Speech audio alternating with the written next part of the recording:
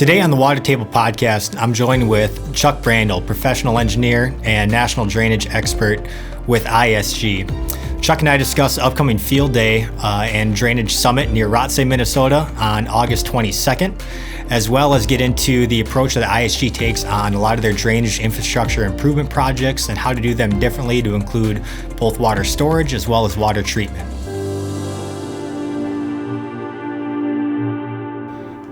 Welcome back to the Water Table Podcast. My name is Trey Allis. I'm an application engineer with Prinsco and filling in for Jamie Dunnick here and joined by Chuck Brandel, the national ag drainage expert with ISG. And Chuck, I think you've been on here once before, and I look back, I think it was episode 7. So probably a little overdue to get you back on, but welcome and thanks for coming on the Water Table.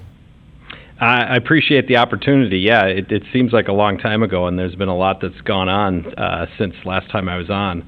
But I really appreciate the opportunity and always willing to talk about water. So this will be fun. Right. Yeah, for sure. I'm looking forward to it. And I know that you've been busy with a lot of things, and you're out on the road right now down at Myrtle Beach. And you want to talk a little bit about what you're doing down there and what brought you there? Sure. I'm at the Soil and Water Conservation Service National Conference, and about a half hour ago I just finished an hour-and-a-half symposium talking about drainage, environmental concerns with drainage, and the social aspects of that. We had an interactive panel with Heidi Peterson from Sand County, Chad Klatschbach from Allegheny Drainage, and we had very good participation. It was fun, just talking about issues and what people are seeing throughout the country. And that's really the purpose of this conference. So I was very happy that I got invited to speak here. And one more day of the conference tomorrow, and then I'm going to take a couple days off and enjoy the beach. There you go. That sounds like a good time. Yep. From the talk and session that you gave, what were some of the takeaways what are some of the hurdles that you run into with some of the social demands that you're seeing with our drainage systems, or some of the takeaways that you had so far at the conference? Well, overall, just takeaways of the conference is just how everybody needs to work together and collaborate. And the presentation that I gave, I did focus on drainage in the upper Midwest. And there were a lot of people in the room. I made it very interactive. You had to answer questions on your phone and then raise your hand, and so I got to know the people in the room. But a lot of them didn't know what public drainage was. So we did a little explanation of how public drainage works, how watersheds are set up, how they're assessed, some history of that and how that came about, and then how those systems both function and how maybe they can and should function in the future. And we got a lot of interesting feedback on different things. We talked about storage, we talked about some drainage water recycling, and wetlands, and a lot of other things that we can go more detailed into. But it was interesting to talk social demands with this group and what their thoughts were on how we should move forward. And I did some word puzzles that came, everybody had to say a word, and kind of the main theme out of everything was collaboration. We need to work together to find the right solution. So I was hoping for that, and the crowd came through and answered that when we asked those questions. So good. It was good. No, that's good to hear. And like you mentioned, there's other events that have been going on, and I want to dive into more of some of the work that you and your team do at ISG within those watersheds and within the projects and whatnot. But maybe want to hit on a couple other field days that I know you have been organized and been a part of. One of them was actually down in my neck of the woods down in Wells here earlier this spring. But you had a field day, took us out on some tours down around southern Minnesota to check out some of those projects that you have. So you want to give a little recap on that day? Yeah, absolutely. So each year we've been doing what we call the spring tour. We used to do a sit-down conference where everybody was in a conference room. And when COVID hit, we decided, let's get people outside because then we could actually have a meeting. And it was so popular that we've just continued to do it. We try to hit that area right after planting, before spraying, and before we get to the weeds are too high and the bugs are too bad, and we got out and we looked at 4 projects. I call it maybe the I-90 corridor tour. We started over in Martin County in Fairmont and looked at the 8-acre nutrient treatment wetland that was constructed for the watershed that drains into the city of Fairmont, along with the start of the 8,000-foot 2-stage ditch project. The pond had just gotten constructed and just seeded, so it was nice to see that kind of in action. You had equipment out there, and I think we had at that site about 90 people just walking around and looking at how that works. And with the amount of rain we had at that time, the tiles were flowing, so they could see the tile coming in and the water going out. So that was good. Then we toured a couple other projects. We saw the world's largest bioreactor just north of Blue Earth. That's been in place for a few years now. And we did have some debate about that, right? Where we weren't quite sure it was the world's largest in on a site or something like that, right? On an egg tile. There we go. As for treating egg tile, it was the world's largest bioreactor for treating egg tile. There's apparently one larger in Europe, but it doesn't treat egg drainage tile. So I'm claiming that, and because it will just put the egg tile as part of it. So right on. And then we got to see a large wetland, about a 160-acre restoration where the tile had essentially failed. And working with the landowner, we did a private wetland bank. Turned out well. We queued up the deer and the pheasants and the ducks as we all walked up, and we had the wildlife there. So people thought I had that staged, but it just shows how well those things worked. And then we got to see the 2-stage ditch project closer to your neck of the woods in Faribault County on County Ditch 64. Collaborated with the DNR and fixed a very erodible drainage system with a pretty unique solution where we did half of a 2-stage ditch along a township road, and that thing has weathered some big storms and held up. So we've got good drainage for the farmers, and something that we've stopped a lot of erosion. So good turnout. And then obviously the next day we did a little VIP tour for some people from out of town, and that was fun too, seeing some projects around my home at Lake Washington. So. Yep, got to visit a little more of the lakes and stuff up there, and I think there was maybe an inch or two of rain that came in at about that same time too, so definitely got to see where some of those conservation practices could be useful as well on those different landscapes up there. Yeah, that was a great tour, and Mike Schultz from Le Sueur County, the Le Sueur County SWCD, helped lead that. And we had a little fun with it, looking at a few storage basins.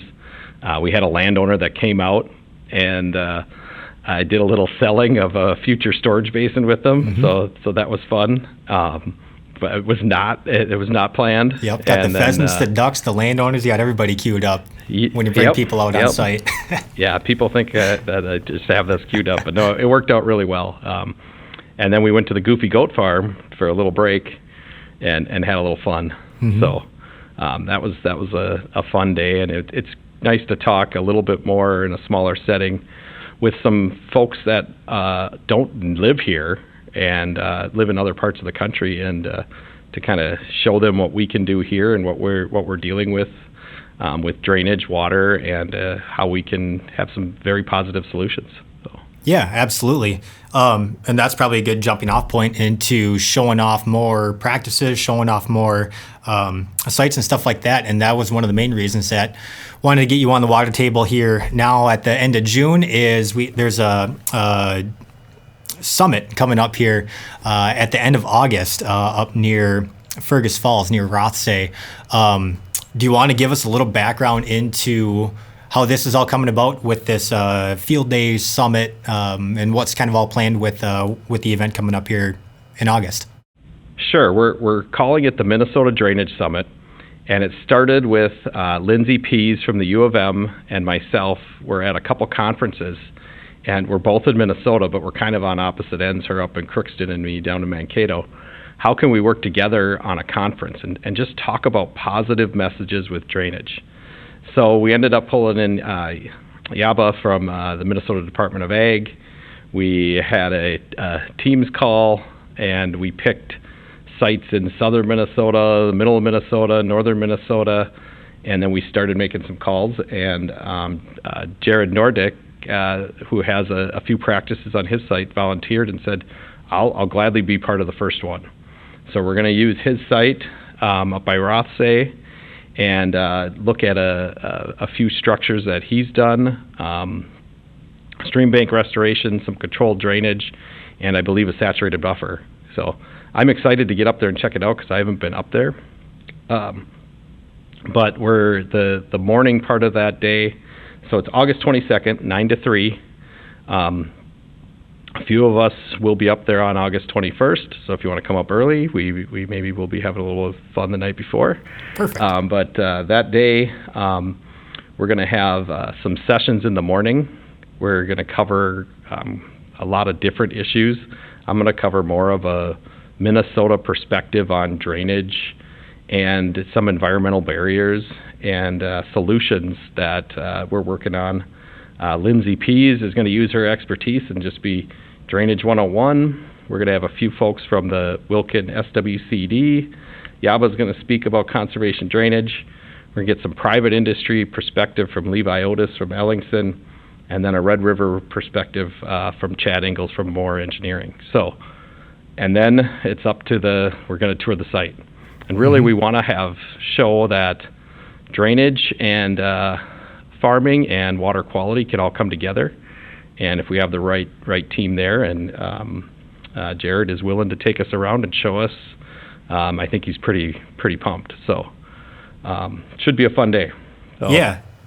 I believe I was out on that site, I think when I first started at Prinsco. Kent Rodelius, he put that in front of me and said, hey, there's a site up here. We donated some pipe to it and go and check it out. So they had a really good event going on that first time. That was a handful of years ago now. But it'd be good to show that off again and see some of the progress that's been made and get probably the biggest thing, get that farmer, that landowner perspective on what these practices are doing on their site. They're the most knowledgeable and things that are going on in their land. So he had good insight when he was first showing it off on why he was doing it in the first place.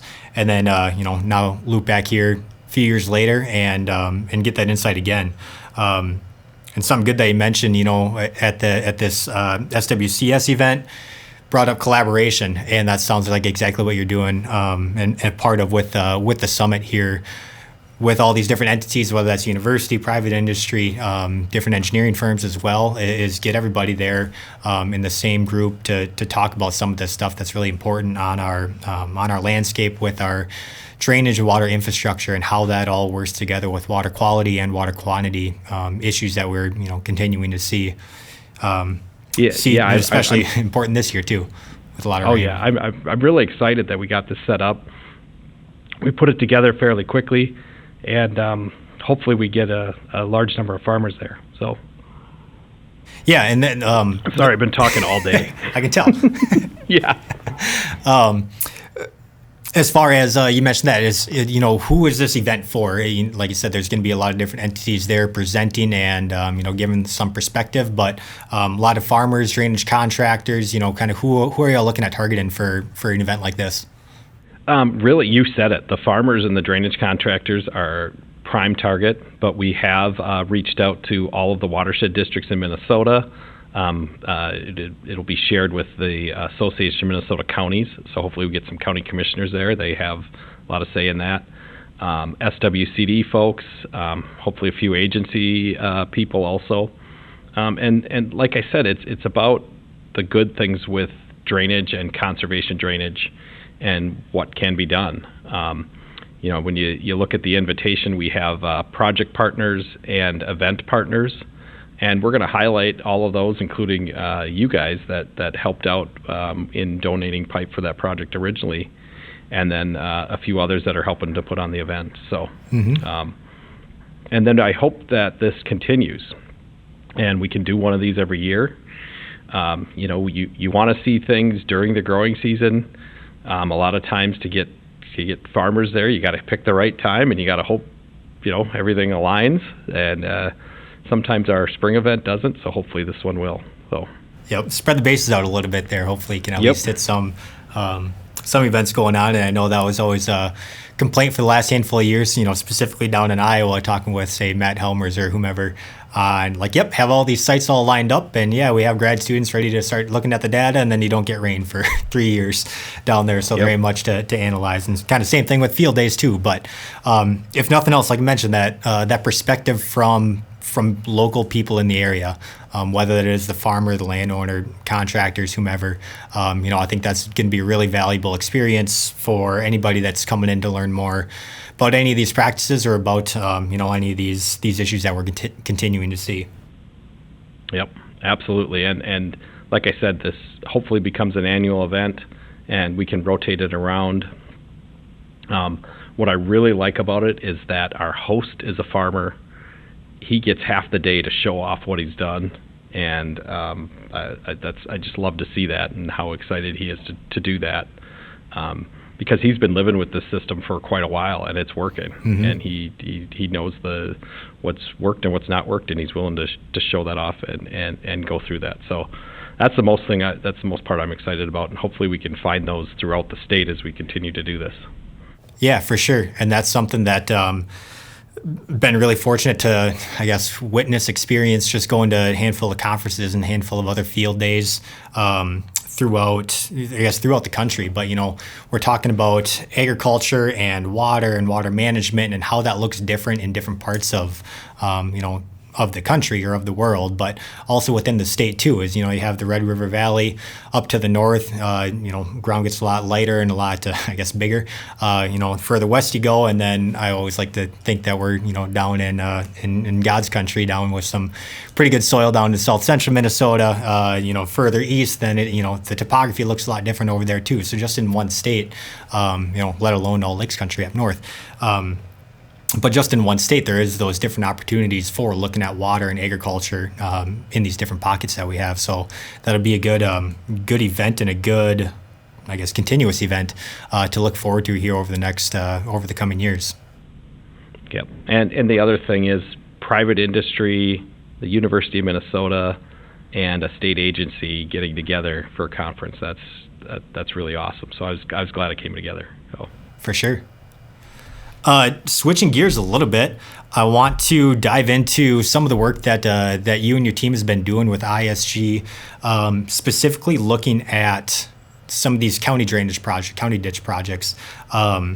There's, maybe we'll just kind of kick it over to you on what is your guys' approach, or maybe outline the problem a little bit for how these projects get on your radar, on your plate, and kind of your approach to designing drainage infrastructure at this large watershed or district scale. Well, and I know you guys have had people on that have talked about the history of drainage in Minnesota and talked about the laws. But really what we're seeing is 100-plus-year-old public drainage systems. A lot of these are open ditches. A majority of them are tiles. And these tiles were constructed 1902, 1910, 1920. And they're failing, and we're seeing higher rainfall events, more intense rainfall events. Obviously, this summer was spring summer is kind of off the charts for that. But these systems are failing, and they need to be replaced. And our approach to that is we can do that differently.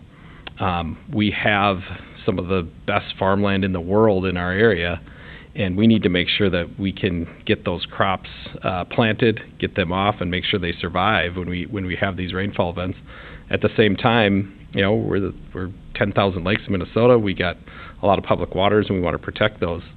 So our approach is let's design it a little differently. Let's find a spot where maybe we could do a practice that treats water, but at the same time conveys it. And a two-stage ditch is a great example of that. Because you can have some additional nutrient treatment, but it still conveys the water and gets it where it needs to go. We've also looked at putting storage in the middle of systems to offset some of the capacity needs that we have. Adding like a 8 to 10 acre or even 3 to 5 acre storage basin where we have a low spot in the middle of a system, and then our outlet can be a little bit smaller, but we still improve it, and we get all the drainage we can to that storage basin. And this last spring And last year we had some pretty big events in southern Minnesota. Some of these got tested, and they're working. These systems, the farmers are able to get back in the fields when they get these systems upgraded, and we're storing some water and trying to protect our outlets at the same time. So it's important. It's a public infrastructure, but we're looking at designing that differently than we had in the past, for many reasons. Yeah, and I want to bring back to a little bit, maybe just to get into the details a little more on, this is infrastructure issue of old concrete, old clay pipe that is failing. But when you say it's failing, what is kind of the risk to not only the land, but also, how is that failing, the pipe itself? Well, what's happening is the concrete itself is collapsing, and then we're getting holes in the field. We're getting erosion that's happening downstream. In some cases, frost is moving them around and allowing sediment to get in them, but that's also a restriction in the system. So when these collapse, the system isn't working. We get overland flow that's causing erosion, and if we can tiles backing up, fields flooded, roads overtopping. So if we can fix those and get those working accordingly, we can reduce a lot of downstream issues with erosion. I've walked up onto there was a 28-inch clay tile that failed a few years back, and we called it the combine-sized holes that were created in the fields because there was nothing around them anymore, and we ended up replacing that system and putting a storage pond on the outlet, and now they haven't heard a word from them since. So right, and that's a good thing. And yep, that's a good thing. Yep, yeah. I had a county commissioner tell me a few years back, we were in a meeting with landowners, they couldn't decide what to do, and they said, you only want to see our team once. Do the whole thing, do it right, work together on some solutions, and it's going to last for a long time. So right. That's some good advice, and they took it. So good. Yep, the whole do it right once, and then you don't have to worry about it. And maybe another point to put in there too is, these systems, like you said, they were designed 100 years ago, 120 years ago. They've well served their service life and then some, and they already pay for themselves over many times. And that's something that we're looking at doing when you guys are redesigning and replacing this infrastructure is with something else that's a sustainable product, plastic pipe. That's where we're seeing a lot of use of our larger diameter dual wall type stuff. Being able to, and with the 100-year service life, being able to be there for that next 100 years or the next 120 years as well, in order to serve that life and keep that ability to keep moving water open for the next couple generations as well. Yeah, I 100% agree with you on that. I mean, we have better solutions. The dual wall pipe has been working great to replace these old systems and provide something that's going to last for a long time. Mm-hmm. And then, you mentioned about the storage and treatment with some of the things that you're designing in these systems. And I think a really good example of this kind of train of a drainage improvement followed by a storage pond / wetland followed by a 2-stage ditch was at that Martin County project that we went to on the field day here earlier this spring. But, kind of want to walk through that process a little bit. I know that you guys are trying on designing and implementing that improvement a little bit different with, with that specific project of doing the downstream work first before doing the improvement upstream. But want to talk through that a little bit? Yeah, absolutely. So that project started as the landowners in the middle of the watershed were having issues. Their tile was failing, and they wanted to upsize it. So we started looking at options, and when you look at the outlet of that system, it drains into Cedar Creek, which goes into the Fairmont chain of lakes. City of Fairmont takes their drinking water out of the Fairmont chain of lakes. So immediately at one of our prelim meetings, we made sure we had the city there, the county there, the SWCD, the landowners, and the landowners, we had told them that we're going to have to do some things differently to make this work, and they were on board. And we pulled everybody together and looked at how could we do a project that solved the issue in the middle of the watershed while still protecting the lakes. And we applied through the Board of Water and Soil Resources a Projects and Practices grant, which uses clean water funding. And we've got just under $900,000 of grant funding, which helped pay for part of the storage basin and part of the two-stage ditch. The Martin County, thankfully, did a little over $120,000 match for that project. Made it happen. So you got a $3 million project, 1/3 funding, which is all water quality, and the rest is paid for by landowners. But when we put it together, knowing that we still have that issue in the middle of the watershed, we said we need to get the water quality practices in place first. So the first thing we did is the storage basin, or the nutrient treatment wetland is the technical term for it, but large storage basin, and started that construction last fall. Went through the winter, fairly good conditions until we got all the rain, but it did get built, and it's functioning. And now this summer, once we get a little bit of floodwaters going down, we'll do the two-stage ditch, get that established. And then we're looking to bid the tile portion later this year and construct that next year. That way we have all of the water quality features in place, and then we do the tile improvement. And we're hoping that that's a good way to do things in the future. And we're going to make sure that that infrastructure that we put in is constructed right. We get the grass established, any erosion concerns taken care of and functioning, and once the tile's running, we'll have treatment on it from day one. Mm-hmm. And then also part of that nutrient treatment wetland, storage pond, whatever you want to call it, is, that settling basin in there. And when you're thinking about doing things different, or, trying to change things up for, I guess, for an improvement, for something like this, that's something else that you guys have kind of started developing a little bit more now over the years, is having that, ability to clean these storage ponds, because eventually they're going to fill up with sediment. Eventually they're going to, start leading to other capacity issues and things like that. So, it's kind of sounds, real simple of, hey, hang on to some water here, but, you're going to have to deal with those other consequences that, comes with slower water within that wetland as well. So, just little things like that, that I appreciate you guys are always looking into and looking at tweaking and looking at learning from and improving on that too. Yeah, and if I could just add to that, the presentation I just gave an hour ago, a gentleman from Maryland asked me about these storage basins and what are you going to do when the sediment fills up and it becomes bad to treat. And I said, we're not going to let it get there. We've got a maintenance plan. We got an area designated that's easy to be accessible. And we're going to put that sediment back on the fields. Right now, we've estimated a 10-year clean out on a lot of these basins. That just depends what Mother Nature does. So on a year like this, that might speed it up, and it might be a 6 or 7 year. If we get a lot of events like this, we get a drier period, it might be a little bit longer. But the landowners know that, and the county is aware of that, and we've done it. A couple of the earlier basins that I've designed, we cleaned them out, and they're capturing sediment again. So. Mm-hmm.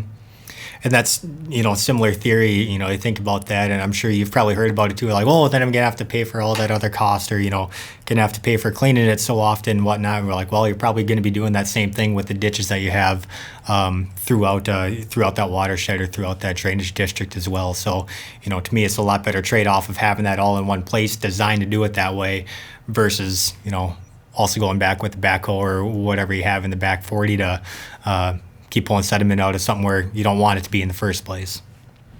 Correct. And the landowners really get that. They get that's what we're doing, and it is we'll have maintenance on the storage basin, but we're going to have a lot less maintenance on the open ditch because that sediment won't be there. Mm-hmm. And a lot cleaner water in the lakes. That's right. So. Yeah, for sure. Kind of just one other last question that I got for you is, when you are working on these projects, like you mentioned, there's a lot of stakeholders there, whether there's multiple landowners, other agencies.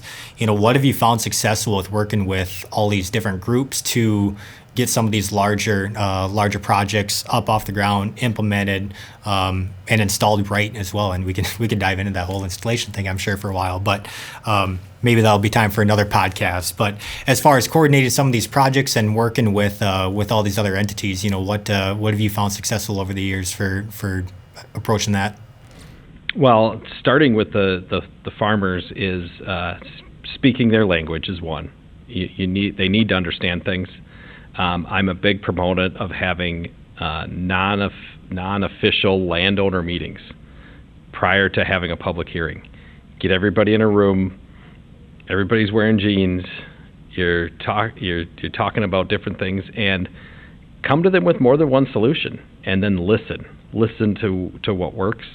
Get their buy-in and their input, and when you do that, it just makes things easier. And then the next step after that is to start some earlier coordination with the county folks. If there's any highways you need to cross, any permitting requirements with any of the agencies, and then start looking for if there's funding that can be done also. And the earlier you can start all that, the better. Don't go down the wrong rabbit hole. Start designing it with everybody's input, and do it once, do it right. But really have a couple extra landowner meetings. It goes a long way. And invite everybody. Share information. Don't hide any information, and that's the best way to make these projects happen. Mm-hmm. So it goes back to the collaboration that we talked about here at the SWCS conference. So. Yep, exactly. Yeah, and that might be another, I guess, good spot to leave that, wrap that in a nice circle here at the end as well. But maybe just mention one last time. I think this will be coming out here in early August, but August 22nd from 9 to 3 at the Nordic Farm. I believe you guys will be promoting it. We'll have something available on the Water Table site as well for this field day to get registration and get the contact information for that stuff as well. So, with that, anything else that we're missing, or anything else to plug, or you got any other speaking engagements or conferences coming up here in the next few months, Chuck? Gosh, let me think. Off the top of my head, no. I mean, I'm here in Myrtle Beach, and then there's this event. There's a few events this fall: the Eastern South Dakota Drainage event and the University of Minnesota Water Resources event. They're actually happening on the same day. So I'm gonna be in South Dakota, and somebody else is gonna cover Minnesota. So, no, I mean, I am going to take a trip down to Kentucky and take some time off and do some bourbon hunting, because that's something I have a passion for. So I get a break in there, but I'm going to enjoy that. So perfect.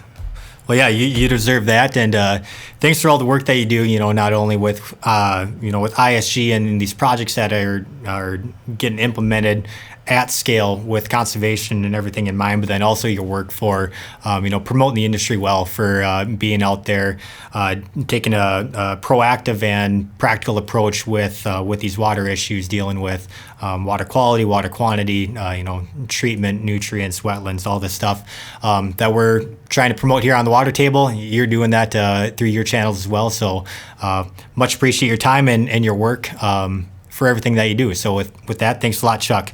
Thanks a lot for coming on and being a guest on the Water Table. We'll have you on again. All right. Thank you so much. Have a great day.